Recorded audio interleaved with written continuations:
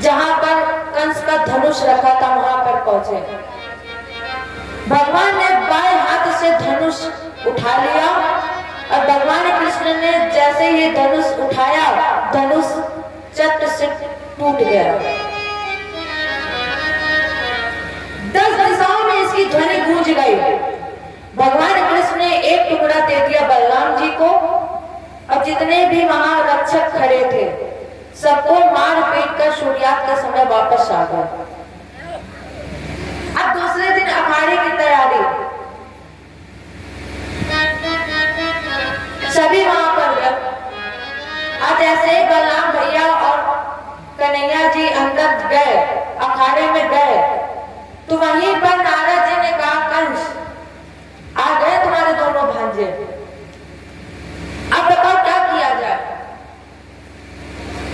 कंस ने कहा करना क्या है, चारों मुझसे कर छुपकर सबको भेज दो और कह दो मार दो कंस रावण को, कृष्ण को। अब जैसे ही 8 भाइयों को भगवान कृष्ण के पास भेजा कंस ने, कृष्ण ने एक एक करके सबका उद्धार किया। अब बचा था कृष्ण। बलराम भैया बोले कन्हैया इसको मैं मारूंगा। कन्हैया बोले हाँ एक बचा है तो तुम मार ही लोगे। अभी आपको कहे जाते मारने को तब तुम कहते नहीं भैया आप ही मारो। अब एक बचा तो तुम कह रहे मारेंगे, ठीक है जाओ मार दो। और जैसे ही इसका भी उद्धार हुआ, नारद जी ने कंस को बताया कंस तुम्हारे 8 भाइयों को मार दिया है। वही कंस खड़ा होकर घबरा गया। जैसे ही कंस खड़ा हुआ उसका मुकुट जमीन पर गिर गया। कन्हैया गए कंस के पास और जैसे ही कंस के खुले बालों को देखा, आज कन्हैया को मैया देवकी की याद आ गई है। और जब मैया देवकी की याद आई कृष्ण को, कृष्ण ने कंस के पकड़े बाल और पूरी सभा में पूरे बाल पकड़ के खींचते हुए ले गया। जब खींचते हुए ले गया, कंस कह रहा अरे कन्हैया छोड़ दो, क्षमा कर दो हमें, मुझे पीड़ा हो रही है छोड़ दो। कन्हैया बोले अरे कंस तुझे तब नहीं पीड़ा हो रही थी जब तू मेरी मैया देवकी की बाल खींच के पूरी सभा में खींच रहा था उसे, तब तुम्हारे ये दर्द कहाँ गया था? आज तुम कह रहे हो मुझे दर्द हो रहा छोड़ दो। और कंस एक बार जो मेरे हाथ में आ जाता है उसे कभी मैं छोड़ता नहीं हूं। आज कृष्ण ने कंस को बाल पकड़ के पूरी सभा में खींचा और यहीं पर कंस का उद्धार कर दिया। जय बोलो कंस, जय बोलो कृष्ण भगवान की, जय बोलो नंद के लाला की। कंस को मारने के बाद इधर कंस की 2 पत्नियां थी अस्ति और प्राप्ति, दोनों रुदन कर रही थी। भगवान कृष्ण समझा रहे हैं अरे देखो मनुष्य अपने कर्मों से ही जन्मता है और अपने कर्मों से ही मरता है। अब जरा एक बार एक एक क्षण को याद करो कितना कीमती क्षण है और हम उसी क्षण को गवा रहे हैं। एक बार याद करो और माया के बंधन से निकल करके तो देखो। जिंदगी में हजारों का, जब कृष्ण के सामने कंस की पत्नियां रो रही थी, विलक रही थी, भगवान ने उन देवियों को समझाया और कहा देवियों जिंदगी में हजारों का मेला जुड़ा, हंस तब जब उड़ा तब अकेला उड़ा। जिंदगी में हजारों का मेला जुड़ा,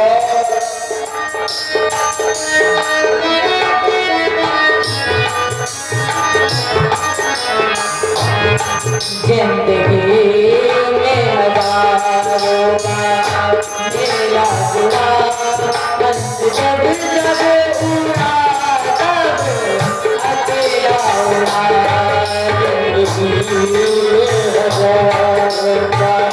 खेला जुड़ा अंत जब जब मेरा प्रभु अकेला हुआ।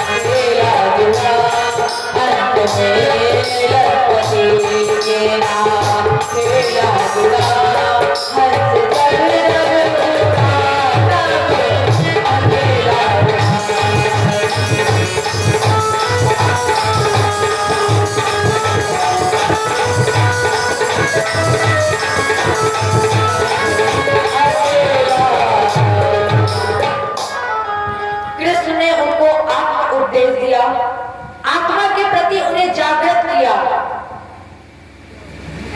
कंस की पत्नियों ने कृष्ण का हृदय से उदार किया और कंस के अंतिम संस्कार के बाद भगवान ने नाना उग्रसेन को कारागृह से निकाला और वहां का राजा बना दिया। नाना उग्रसेन को निकाल करके मथुरा का राजा बना दिया और इसके बाद माता पिता को बंधन मुक्त किया। अभिवादनशीलस्य नित्यम् अवृद्धोऽपि सेविना चत्वारि तस्य वर्धन्ते आयुर्विद्या यशो बलम्। मैया देवकी और पिता को निकालने के बाद हाथ जोड़ा, प्रणाम किया। मैं कितना निष्कर्ष पुत्र हूं जो अपने माता पिता की सेवा नहीं कर पाया। और जैसे ही कन्हैया ने ये बात बोली कि मैं कितना निकृष्ट पुत्र हूं, वसुदेव ने आके में धर लिया। बेटा आज हम बहुत प्रसन्न हैं क्योंकि जिस कंस ने सभी के मुख की हंसी छीन ली थी, आज तुमने वही हंसी लौटा कर वापस दे दी है। कृष्ण आज हम सभी बहुत प्रसन्न हैं। यहाँ पर कृष्ण और वसुदेव वार्ता कर रहे थे और मैया देवकी निहार रहे थे।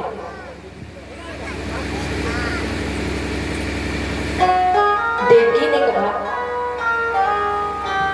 वाह यशोदा, अगर तुमने इतना मेरे लाला को प्यार न किया होता तो आज मेरा लाला 11 वर्ष 56 दिन का, मेरा कृष्ण 16 साल जैसा न लगता। यशोदा ने इतना प्यार किया है मेरे लाला को, तभी तो 11 वर्ष 56 दिन का मेरा कृष्ण आज 16 साल जैसा दिख रहा है। मन ही मन में यशोदा को प्रणाम करना ही है। और नंद बाबा और कृष्ण के सखा कन्हैया से कहते, कन्हैया अब चलो हमारे साथ चलो, मैया यशोदा आपका इंतजार कर रही है। और तुमने मैया यशोदा से कहा था कि मैं परसों लौट करके आऊंगा। लाला चलोगे नहीं वापस? अब यहाँ कन्हैया नंद बाबा को समझा रहे हैं। नंद बाबा को समझाया तो ग्वाले बोले, कन्हैया अरे तुमने मैया से बोला था कि मैं परसों लौट कर आऊंगा, आज मैया तुम्हारा इंतजार कर रही है। लाला चलो वापस चलो। कन्हैया ने वसुदेव और बाबा नंद और ग्वालों को समझाया और ये वापस गोकुल की ओर चल पड़े। और कहा कन्हैया ने, बाबा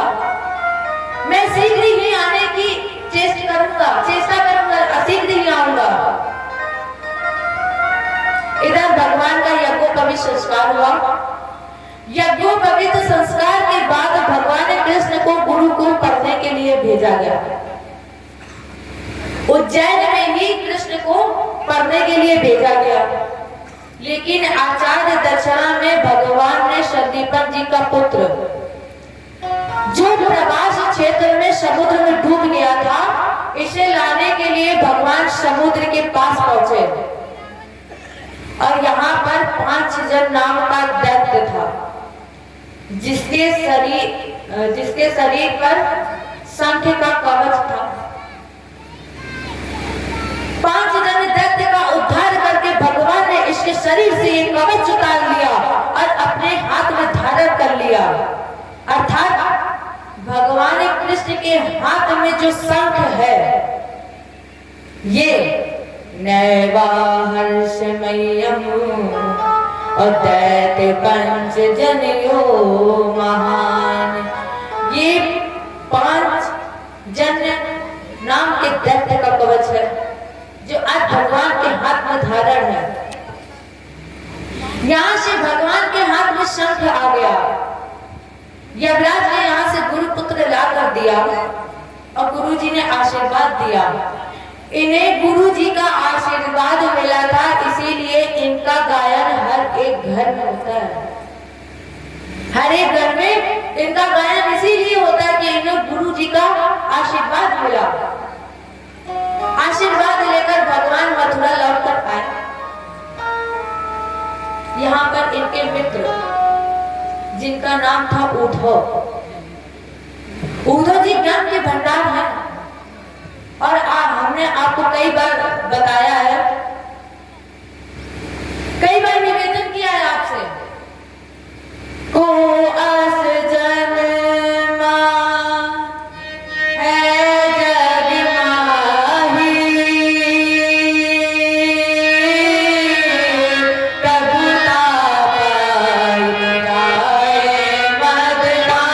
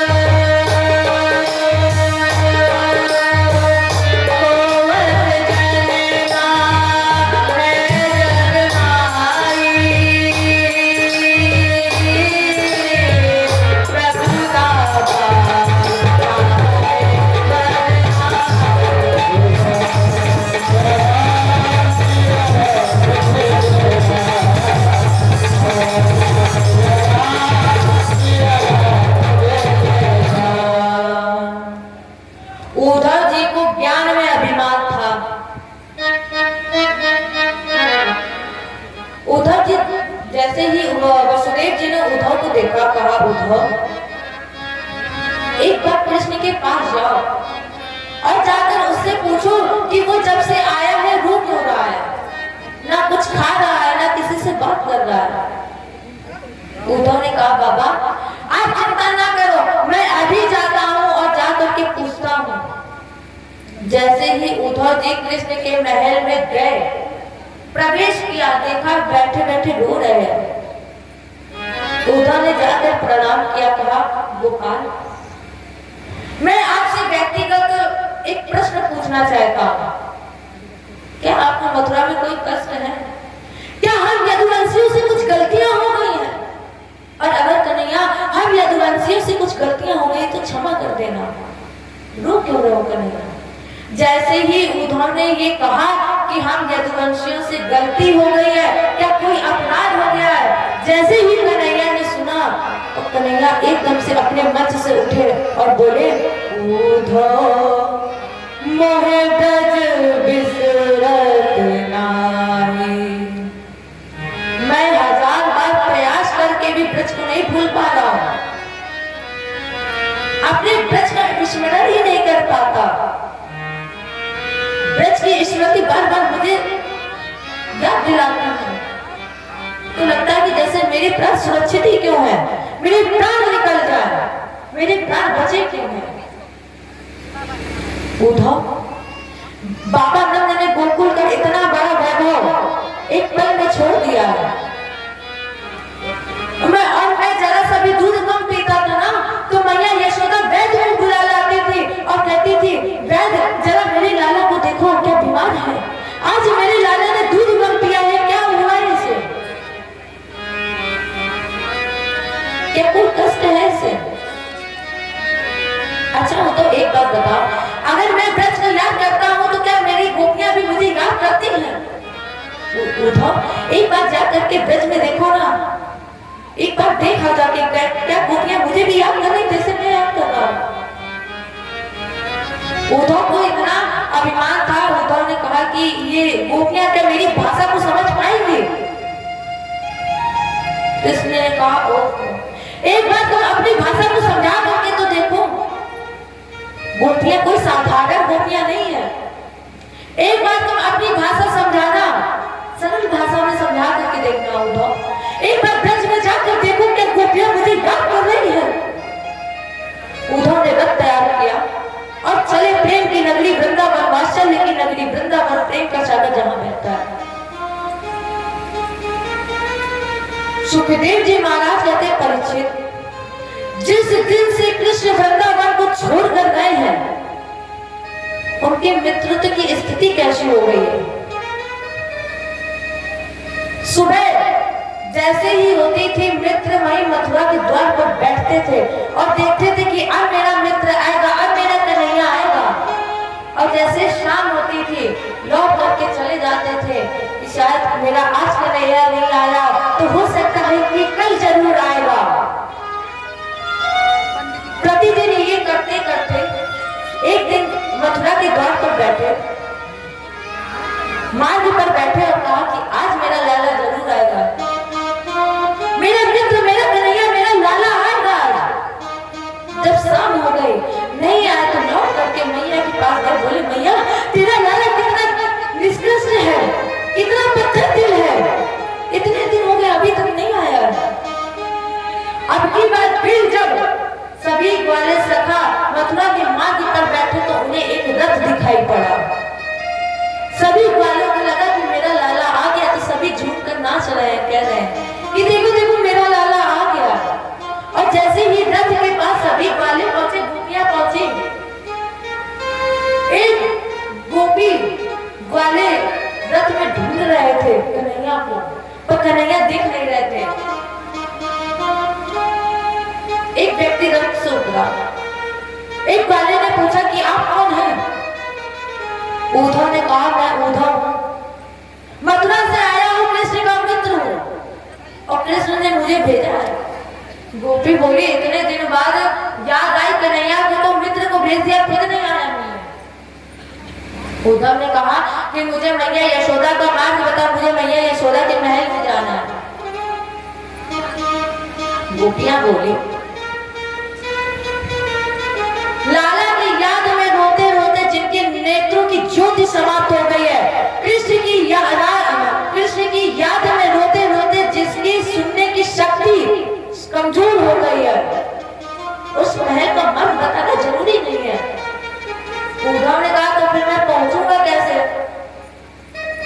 ब्रजवासी बोले, तुम्हें ये जो पानी बहता हुआ दिख रहा है ना, ये कोई नाला नहीं है, ये राधा जी के अश्रु की, राधा जी के नेत्र से निकले हुए अश्रु है, मैया यशोदा नंद बाबा के नेत्रों से निकली हुई अश्रु है ये। और जहां ये अश्रु की धारा खत्म हो जाए वहीं पर समझ लेना मैया यशोदा और नंद बाबा का महल है। उधर उसी रास्ते पहुंचे महल पर, द्वार पर माला लिए हुए पर मैया यशोदा बैठी थी।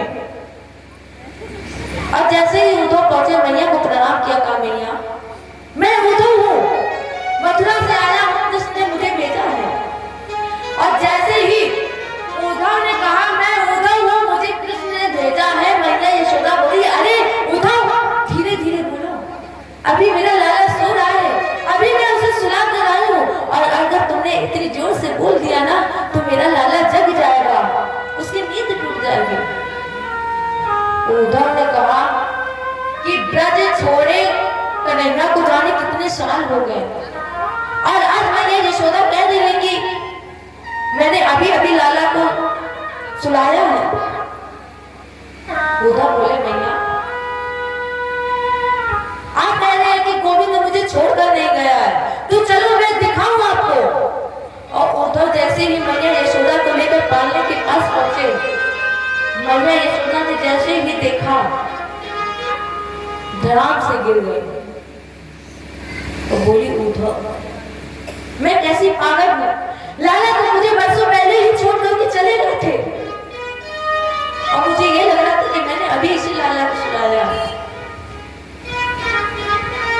इधर नंद बाबा और यशोदा जी की उधर जिससे चर्चा हो रही थी, सुबह हुई, उधर ने कहा भैया मैं गोपियों के दर्शन करना चाहता हूँ, राधा रानी के दर्शन करने की कामना है। एक सुंदर बगीचे में लाखों गोपियों के बीच में श्री किशोरी जी शांत बैठी हैं, कोई श्रृंगार नहीं, सभी गोपियां वार्ता कर रही हैं। एक गोपी ने बोला राधा आज मेरे स्वप्न में कन्हैया आए थे, और तुम्हें पता है सपने में जब कन्हैया आए थे तो वो गाय को खोल के भाग रहे थे, और जैसे ही मैं उसे पकड़ने जा रही थी मेरी नेत्र खुल गए। दूसरी गोपी बोली राधा क्या तुम्हें स्वप्न में कन्हैया के दर्शन नहीं होते हैं, और अगर दर्शन होते हैं तो तुम मुझे बताती क्यों नहीं है कि तुम्हें दर्शन होते हैं। किशोरी जी ने हाथ जोड़ करके कहा स्वप्ने पश्यन्ति यः कान्तम् अधन्यास्तः सखीयोषिता। राधा ने कहा कृष्ण स्वप्न में जिनको दर्शन देता है उन गोपियों को मैं प्रणाम करती हूँ, वो भाग्यशाली है, लेकिन मेरी स्थिति तो ऐसी बन गई है कि जब से कन्हैया छोड़ कर गए हैं ना, मेरे नेत्रों से नींद ही लेकर के चले गए हैं। उद्धव ने जैसे ही ये बात सुनी, उद्धव ने कहा कन्हैया को तो जाने कितने वर्ष हो गए हुए, और राधा रानी कब से सोई ही नहीं है, उनके नेत्रों में नींद भी नहीं है। इतनी ही चर्चा चल रही थी, उधर से आया एक कौवा। गोपियां बोली काले कलूटे जितने होते हैं वो सब ऐसे ही होते हैं, छोड़कर चले जाते हैं, इसलिए आज के बाद हम काले कलूटे से कभी प्रेम नहीं करेंगे। वहीं पर भ्रमण करते आया कौवा, उसने कहा ए गोपी कन्हैया को तो कुछ बोलना ही नहीं। गोपी ने कहा तुम ये सब छोड़ो, ये बताओ मेरा कन्हैया सही से तो है, उसे कोई कष्ट तो नहीं हो रहा है, क्या वो मुझे याद करता है। इसने कुछ नहीं बोला और ये उड़ करके चला गया, और जैसे ही ये उड़ करके चला गया उद्धव जी सामने आ गए। राधा रानी का मैं उद्धव हूँ। गोपियां समझा रही है उद्धव को, पर उनका प्रेम किसी को समझ में नहीं आ रहा उद्धव को। ये तो प्रेम की बात है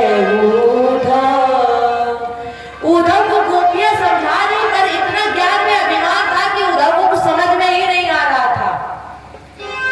ये तो प्रेम की बात है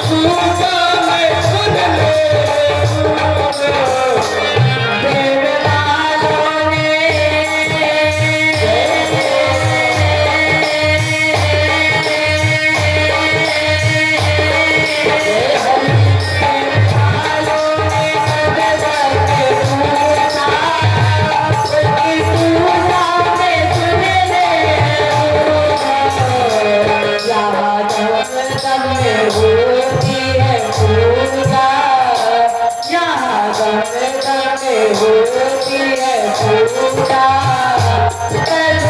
करवाने की फुर्सत नहीं। ये तो मेरी बात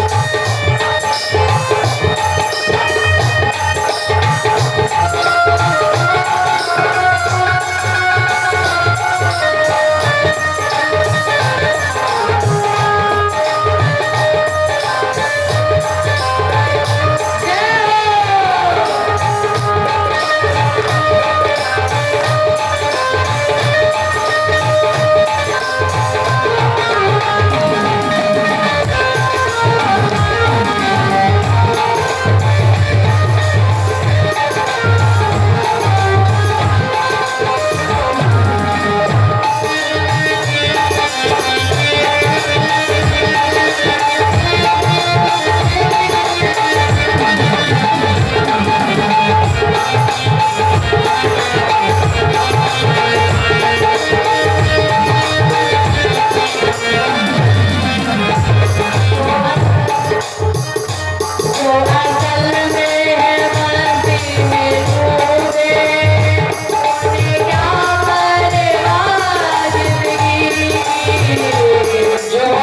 तुझको, आज की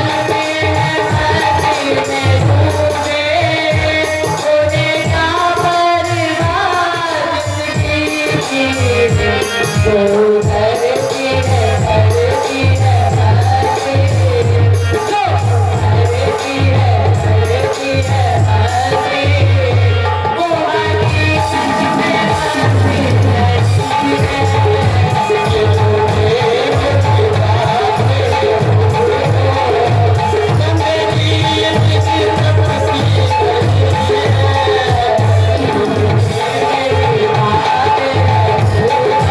सगाई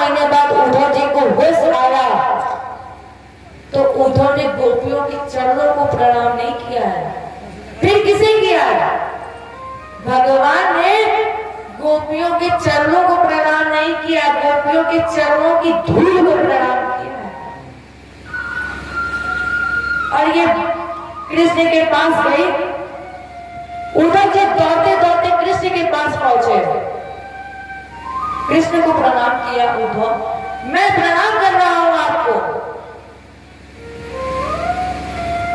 कन्हैया, तुम्हारे जितना तो निष्कष्ट आज तक हमने देखा ही नहीं। कन्हैया ने पूछा, क्या हुआ उद्धव, क्या हुआ? उद्धव ने सारी बात बताई कन्हैया जी को, और कन्हैया जी ने कहा, उद्धव एक बार नेत्र बंद करो। और जैसे ही उद्धव ने नेत्र बंद किए और कहा कि कन्हैया, उद्धव नेत्र खोल लो।